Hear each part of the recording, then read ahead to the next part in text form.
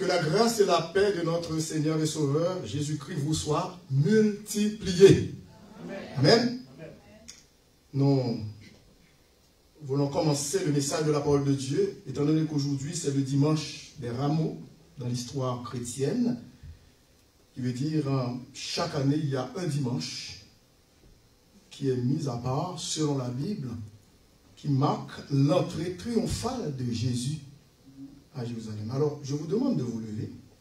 Vous allez vous mettre debout. Je vais vous faire la lecture concernant cette entrée triomphale de Jésus. Dans les évangiles, c'est rapporté, mais nous choisissons Marc, l'évangile selon Marc, au chapitre 11e, et à partir du verset 7, parce que je ne veux pas faire une longue lecture, mais je vais commencer avec le verset 7 pour terminer au verset 17. Vous y êtes? Ils amenèrent à Jésus l'ânon sur lequel ils jetèrent leurs vêtements et Jésus s'assit dessus. Beaucoup de gens étendirent leurs vêtements sur le chemin et d'autres des branches qu'ils coupèrent dans les champs. Ceux qui précédaient et ceux qui suivaient Jésus criaient « Hosanna ! Béni soit celui qui vient au nom du Seigneur. Béni soit le règne qui vient, le règne de David, notre Père. Hosanna dans les lieux très hauts. » Jésus entra à Jérusalem dans le temple. Quand il eut tout considéré, comme il était déjà tard, il s'en alla à Béthanie avec les 12. Le lendemain, après qu'ils furent sortis de Béthanie, Jésus eut faim. Apercevant de loin un figuier qui avait des feuilles, il alla voir s'il y trouverait quelque chose. Et, s'en étant approché, il ne trouva que des feuilles, car ce n'était pas la saison des figues. Prenant alors la parole, il lui dit que jamais personne ne mange de ton fruit. Et ses disciples l'entendirent. Ils arrivèrent à Jérusalem et Jésus entra dans le temple. Il se mit à chasser ceux qui vendaient et qui achetaient dans le temple. Il renversa les tables des changeurs et les sièges des vendeurs de pigeons. Et il ne laissait personne transporter aucun objet à travers le temple. Et il enseignait et disait, « N'est-il pas écrit, ma maison sera appelée une maison de prière pour toutes les nations. Mais vous, vous en avez fait une caverne de voleurs. » Merci. Que l'Assemblée de Dieu dise. Amen. Ici, il est question de l'entrée triomphale de Jésus à Jérusalem. Quelques jours avant sa crucifixion. C'est-à-dire, un dimanche matin, Jésus-Christ a pris la route avec ses disciples pour se rendre à Jérusalem. Qui va marquer, eh bien, le couronnement de son œuvre sur la terre qui va s'achever avec sa crucifixion. Maintenant, Jésus-Christ va se montrer publiquement.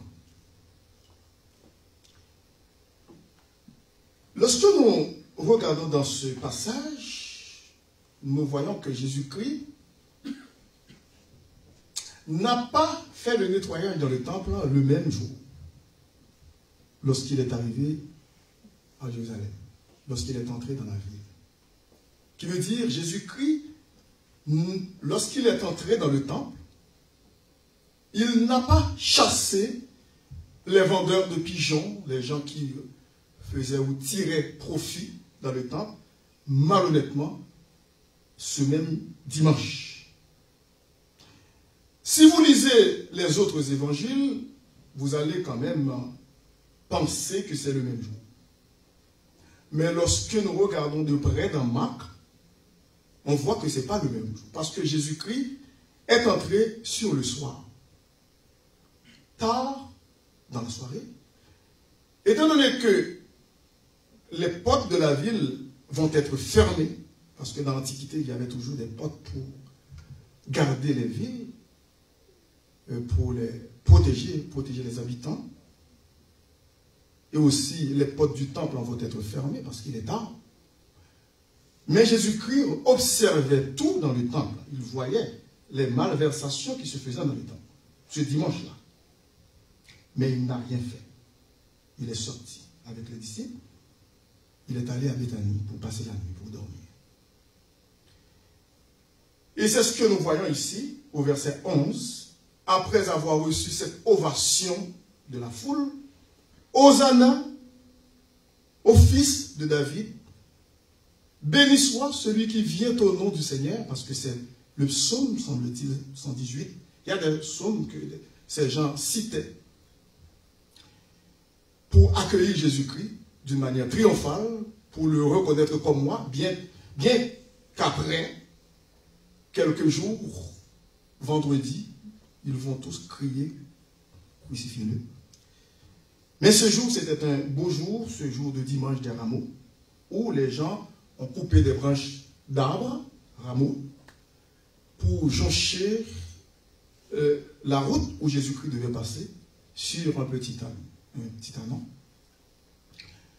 Il y en a qui enlevèrent leurs vêtements, c'est quand même intéressant, pour paver la rue, pour laisser passer le roi des rois. C'est intéressant. Il y a un groupe de personnes devant Jésus, devant l'ânon. Il y a un autre groupe en arrière. Il y en a qui disent des choses, qui parlent, et les autres répètent, comme un canon. Ceux, au verset 9, qui précédaient, et ceux qui suivaient Jésus, ceux qui précédaient au devant de l'ânon, et ceux qui suivaient en arrière, Jésus-Christ était entre deux groupes, criaient Hosanna, en hébreu, Hosiana, c'est-à-dire oh, sauve-nous, secours-nous, comme disait dans la leçon notre bien-aimé frère Jephthé. C'était un cri de secours, délivre-nous, secours-nous, mais qui par la suite devenait la louange dans la bouche des gens. Béni soit celui qui vient au nom du Seigneur. Béni soit le règne qui vient, le règne de David, notre Père. Hosanna dans les lieux très hauts. Le verset 11 dit, Jésus entra à Jérusalem dans le temple. Quand il eut tout considéré, comme il était déjà tard, il n'est pas resté avec les disciples ce même dimanche, ce jour-là, il s'en alla à Béthanie avec les 12. Mais le lendemain, lundi, à ce moment-là, c'est là, ça va être grave pour les autorités du temple. Parce que le lendemain, lundi, Jésus-Christ a repris la route avec les disciples. Et est-ce qu'ils ont déjeuné? Semble-t-il, ils n'ont pas eu de temps, puisqu'il avait faim. Il apercevait un figuier de loin, et puis, pensant qu'il allait trouver du fruit. Mais est-ce qu'il savait qu'il n'allait pas trouver du fruit? Bien sûr. Mais oui, il savait. Parce qu'il est omniscient. Il est Dieu, il savait. Mais ça, c'est une leçon qu'il voulait donner au peuple d'Israël, qu'il est venu. C'est beaucoup plus profond que ça. Ce n'est pas juste parce qu'il avait faim, il désirait manger. Mais Jésus-Christ voulait donner une leçon à la nation d'Israël. Que je suis venu, oui, comme ton sauveur, mais pensant que tu portes du fruit, mais tu n'as pas de fruit. Est-ce que vous êtes là? Il n'y a pas de fruit. Il y a toujours une leçon spirituelle, plus profonde que ce que nous pensons fort souvent. Donc, Jésus-Christ a maudit le figuier. Vous vous souvenez que la parole de Dieu s'est fait entendre dans la bouche de Jean, ce disciple que Jésus-Christ aimait, le plus jeune d'entre eux, qui savait s'appuyer sur la poitrine de Jésus-Christ. Est-ce qu'il avait besoin d'affection?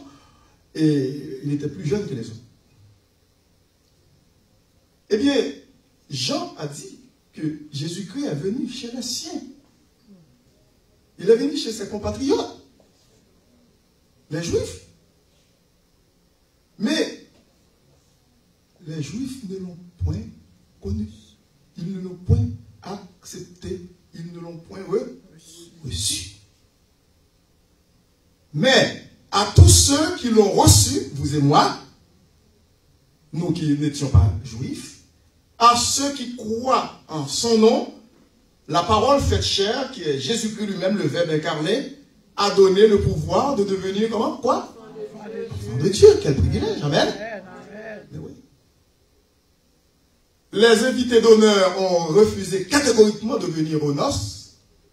Nous qui n'étions pas des invités, nous qui étions des rejetés, finalement, on nous a choisis. C'était une parabole que Jésus-Christ a dite. Quand son père, le roi, faisait des noces. Ou un festin plutôt, pour son fils. Il envoyait des serviteurs pour annoncer aux invités d'honneur de venir, parce que tout est prêt. Tout est prêt, car on a tué des veaux gras. La table est garnie. Maintenant, vous les Juifs, venez. Mais ils ont méprisé l'invitation. Jésus-Christ a dit à ses serviteurs, vous voyez, ils ont refusé catégoriquement ces invités d'honneur. Maintenant, allez dans les rues, partout, sur le bord des chemins, des routes. Vous allez trouver toutes sortes de personnes, des estropiés, des malades, des aveugles, des boiteux. Contraignez-les, faites-les venir pour manger à mon festin. Aucun de ces gens d'honneur qui ont été invités ne goûteront pas à mon festin. C'est une parabole. C'est pour vous et moi. Nous n'étions pas des invités avant. Nous étions à côté, en dehors. Vous vous souvenez, Jésus-Christ avait dit ça pour l'évangélisation des Juifs avant, lorsqu'il envoyait les disciples. Allez tout d'abord dans la maison des enfants d'Israël. N'allez pas maintenant chez les païens, mais tout d'abord chez les Juifs. Mais le fait qu'ils ont rejeté Jésus-Christ, nous, par la grâce de Dieu, nous sommes venus, nous sommes sauvés, et c'est une grâce.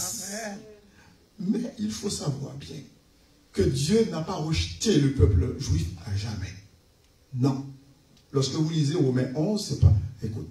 Oui, le peuple en juif a rejeté dans un premier temps Jésus-Christ à sa venue. Au point que Jésus-Christ pleurait lorsqu'il arrivait à Jérusalem au jour de cette entrée triomphale. Il pleurait sur Jérusalem. Lorsque vous lisez les autres évangiles, il pleurait amèrement.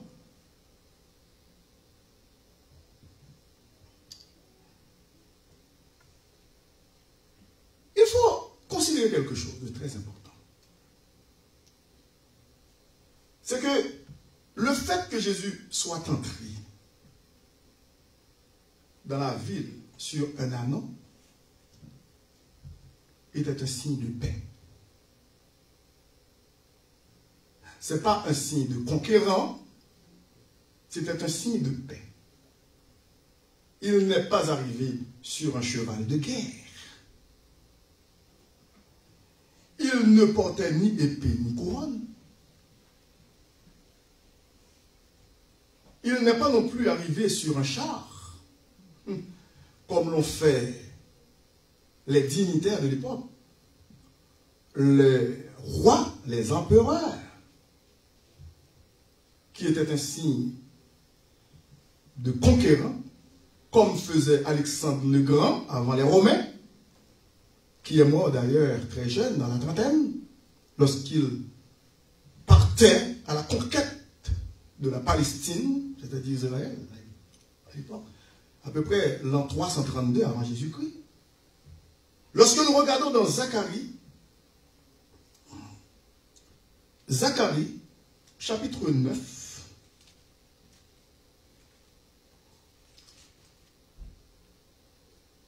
Zacharie chapitre 9, à partir du verset 1er, cela concerne le conquérant païen Alexandre le Grand, qui était un Grec. Oracle, parole de l'Éternel sur le pays de Hadrak. Elle s'arrête sur Damas, car l'Éternel a l'œil sur les hommes comme sur toutes les tribus d'Israël. Elle s'arrête aussi sur Hama, à la frontière de Damas. Sur Tyr et Sidon, malgré toute leur sagesse, Tyr s'est bâti une forteresse. Elle a amassé l'argent comme la poussière et l'or comme la boue des rues. Voici le Seigneur s'en emparera. Il précipitera sa puissance dans la mer et elle sera consumée par le feu. Ascalon le verra et elle sera dans la craie. Gaza aussi, c'est le territoire des Palestiniens où Samson a grandi, a été élevé. Gaza aussi est un violent tremblement de terre, ou un tremblement, disons, la saisira. Écrouon aussi, car son espoir sera confondu. Le roi disparaîtra de Gaza, et Ascalon ne sera plus habité. L'étranger s'établira dans Asdod, et j'abattrai l'orgueil des Philistins. Philistins, si c'est aujourd'hui, ce serait Palestinien. Est-ce que vous êtes là? Parce que ce nom est vieilli. Vous vous souvenez de Goliath? Goliath était quoi? Un Philistin. Ben, si aujourd'hui Goliath vivait, il se promenait dans les rues de Montréal, on ne l'appellerait plus Philistin, mais plutôt pas Palestinien. Parce que les noms ont changé. J'ôterai, ce sont des ennemis jurés d'Israël de toute façon. J'ôterai le sang de sa bouche et les abominations d'entre ses dents. Lui aussi restera pour notre Dieu. Il sera comme un chef en Juda. Et Écron sera comme les Jébusiens. Jébusiens, ça a été baptisé. Et Jérusalem a reçu ce nom à la place de Jébusiens par David. Je camperai autour de ma maison pour la défendre contre une armée. C'est Dieu qui parle. Parce qu'il voit que son peuple est à la risée des nations. Des gens qui, à tout prix, qui voulaient accaparer le peuple d'Israël pour faire leur poids. Contre les allants et les venants. Et l'oppresseur ne passera plus près d'eux. Qui veut dire près de son peuple. Car maintenant mes yeux sont fixés sur elle. Combien de fois ces paroles nous pouvons les approprier pour nous? Est-ce que vous êtes là? Amen. Dieu est près de nous. Il nous soutient lorsque l'ennemi rôde autour de nous. Maintenant, le verset 9 concerne Jésus-Christ. De cette entrée triomphale de Jésus-Christ à Jérusalem. C'était déjà prédit quelques centaines d'années, oui, par Zacharie, mais le verset 9, ça lui concerne. Ce n'est plus le conquérant païen qui est Alexandre le Grand, ce grec, mais plutôt Jésus-Christ. Soit transporté d'allégresse, fille de Sion.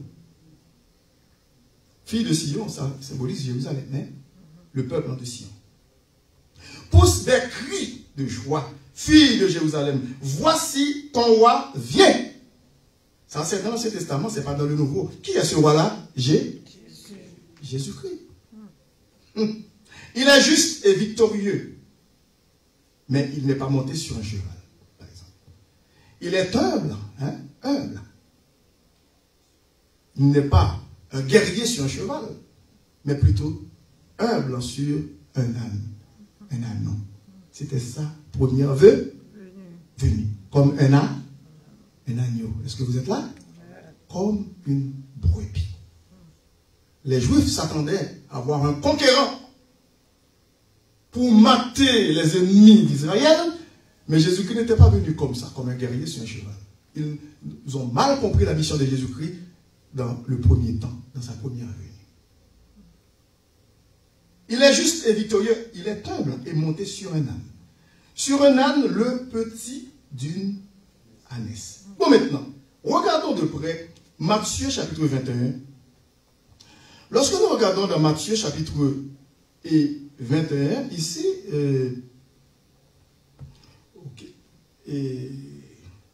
nous pouvons aussi rester encore dans Marc chapitre 11.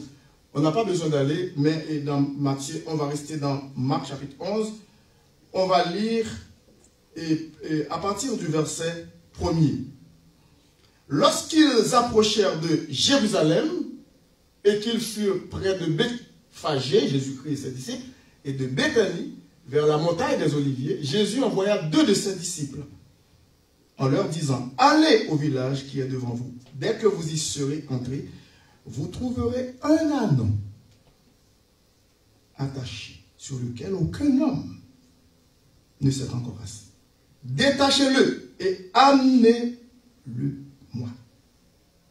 Amenez-le.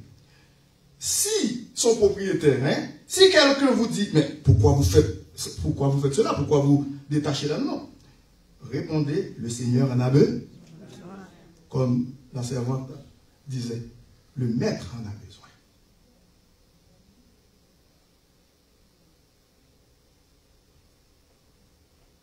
Et à l'instant, il le laissera venir ici.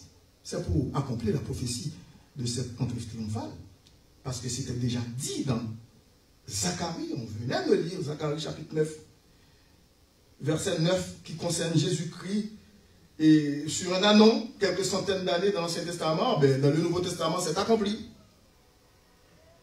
Les disciples, étant allés, trouvèrent l'anneau attaché dehors. Oh, il y a un petit problème. Merci. Les disciples étant allés, trouvèrent l'anneau attaché dehors, près d'une porte, au contour du chemin, et ils le détachèrent. Ils le détachèrent. Quelques-uns de ceux qui étaient là leur dirent, que faites-vous? Effectivement, Jésus-Christ savait qu'il y aurait des interventions. Pourquoi détachez-vous cet anneau? Ils répondirent comme Jésus l'avait dit, et on les laissa aller. Ils amenèrent à Jésus l'anneau sur lequel ils jetèrent leurs vêtements, et Jésus s'assit dessus. Bon. Lorsque nous regardons dans Matthieu chapitre 21, et lorsque nous regardons à partir de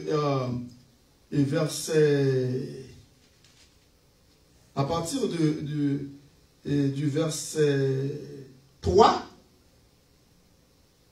ok, non, on peut lire le verset 4. Or, ceci arriva afin que s'accomplisse, voilà, afin que s'accomplisse, parce que Marc n'avait pas dit afin que s'accomplisse, mais Matthieu l'a dit. Il dit, or, ceci arriva afin que s'accomplisse ce qui avait été annoncé par le prophète. Qui était donc ce prophète? Zacharie. Chapitre 9. Ils n'ont pas dit Zacharie, mais nous savons, c'est Zacharie. Dites à la fille de Sion, voici ton roi vient à toi. C'est ce que nous avons lu dans Zacharie. Voici ton roi vient à toi. Dans Zacharie chapitre 9, nous l'avons vu. Il est dit, là au verset 9, sois transportée d'allégresse, fille de Sion, pousse des cris de joie, fille de Jérusalem. Voici ton roi vient à toi. Et c'est la même chose qui est répétée dans Matthieu chapitre 21, où il est question ici au verset 5. Dites à la fille de Sion, voici ton roi vient à toi, plein de douceur, et monté sur un âne, sur un ânon, le petit d'une ânesse. Ce qui veut dire, la prophétie est accomplie. Qui veut dire, Zacharie 9, verset 9, est accompli. La parole de Dieu est claire, mes bien-aimés. Parfois, il y a des gens qui essaient de vous fourvoyer, de vous jeter dans les troubles, dans les confusions. Mais lorsque vous lisez avec l'aide du Saint-Esprit la parole de Dieu, vous demandez au Seigneur de vous instruire. Il va vous instruire, c'est pas vrai? C'est ce qu'il dit dans sa parole. Donc aujourd'hui, c'est l'entrée triomphale de Jésus à Jérusalem. Jésus-Christ est entré pour faire un grand nettoyage dans son temple. Un grand nettoyage. À l'époque, les gens faisaient un grand commerce. Et ce commerce était tellement lucratif. Ces gens devenaient riches avec ça. Mais c'était la corruption. Combien de commerces qui se font dans l'église de Jésus-Christ aujourd'hui? Il n'est pas venu avec des fouets. Dieu merci. Mais un jour, nous allons répondre pour ça. Est-ce que vous êtes là? Oui. Et il y a quelque chose qui est beaucoup plus important. C'est que Jésus-Christ veut faire un grand nettoyage dans notre vie. Est-ce que vous êtes là? Dans notre cœur. Si notre vie est en désordre, eh bien aujourd'hui c'est le bon jour de saisir cette belle occasion, l'entrée triomphale de Jésus à Jérusalem. En souvenir de ce qu'il a fait dans le temple, 2000 ans de cela, nous devons demander au Seigneur, Seigneur, est-ce qu'il y a un nettoyage à faire dans ma vie? Je te prie de le faire. Et il faut le demander en toute humilité. Il faut reconnaître cela. Combien de choses que nous accumulons dans notre vie, des choses qui déplaisent à Dieu, jour après jour, au lieu de servir notre Seigneur dans la sanctification, nous le servons dans la médiocrité spirituelle.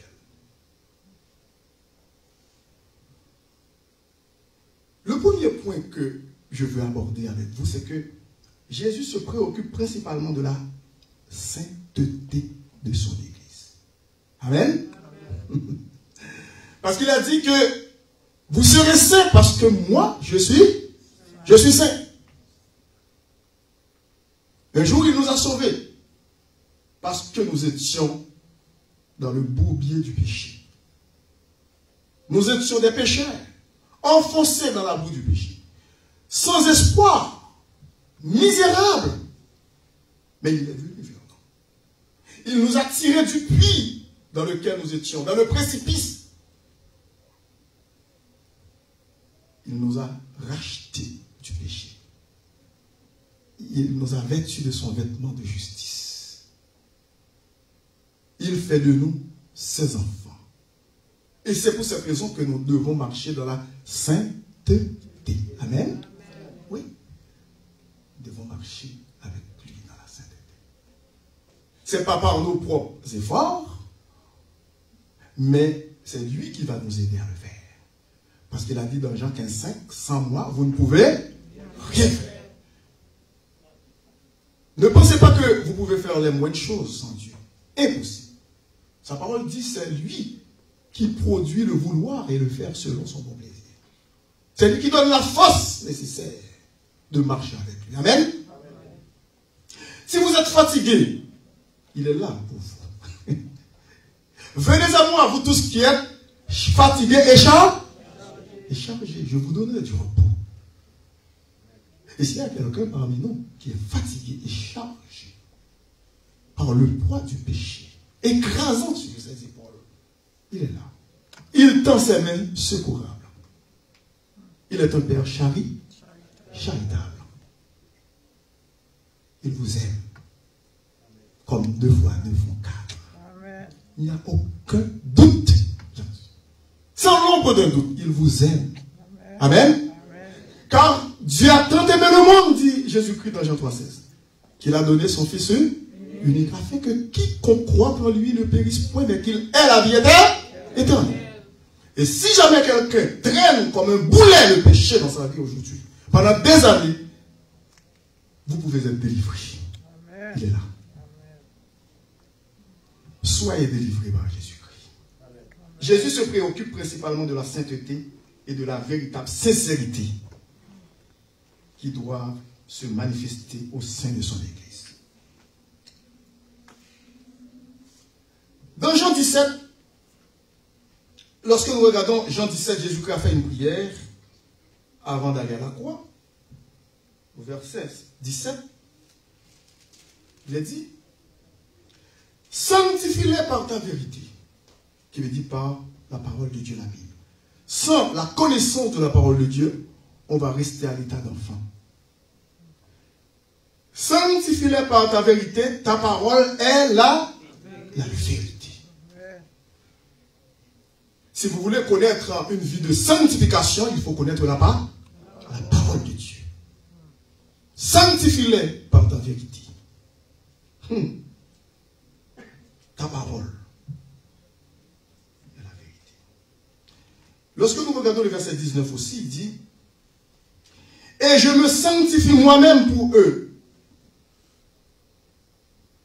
afin qu'eux aussi soient sanctifiés par la vérité.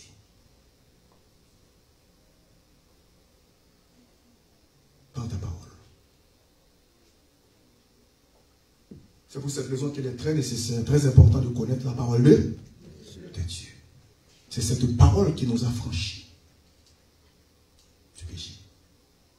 Jésus-Christ avait dit ça. Vous connaîtrez la vérité et la vérité vous affranchira.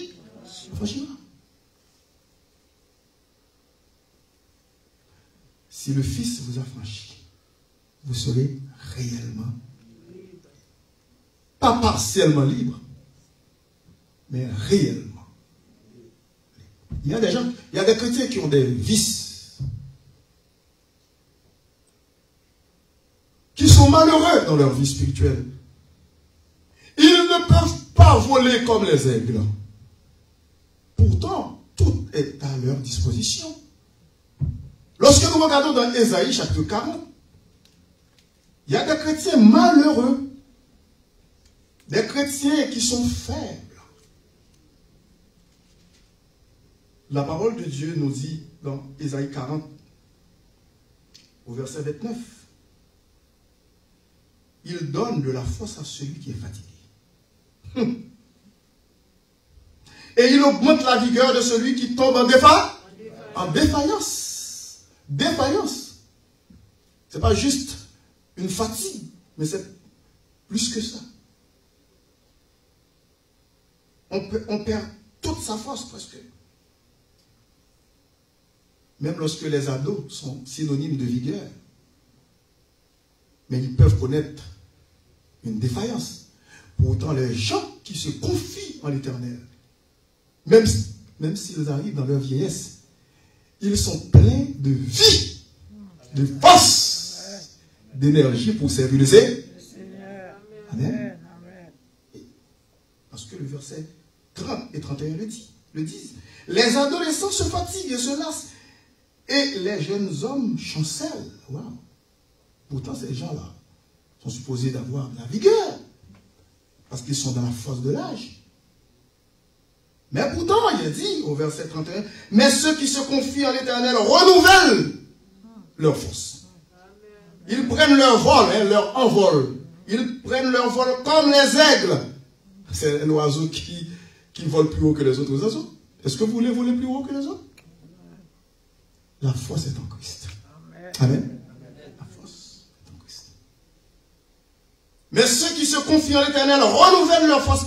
Ils prennent leur vol comme les aigles. Ils courent et ne se lassent point. Ils marchent et ne se fatiguent. Point. Moi, dans mon ministère, j'ai vu des gens durant leur vie sur la terre. Il y en a qui sont déjà partis pour l'éternité bienheureuse. Malgré leur âge, malgré leur vieillesse, ils sont fermes et forts dans le Seigneur. Amen. Amen.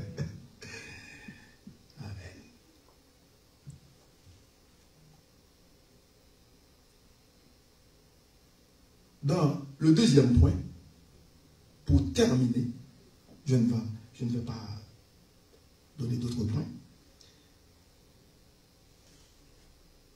C'est que l'adoration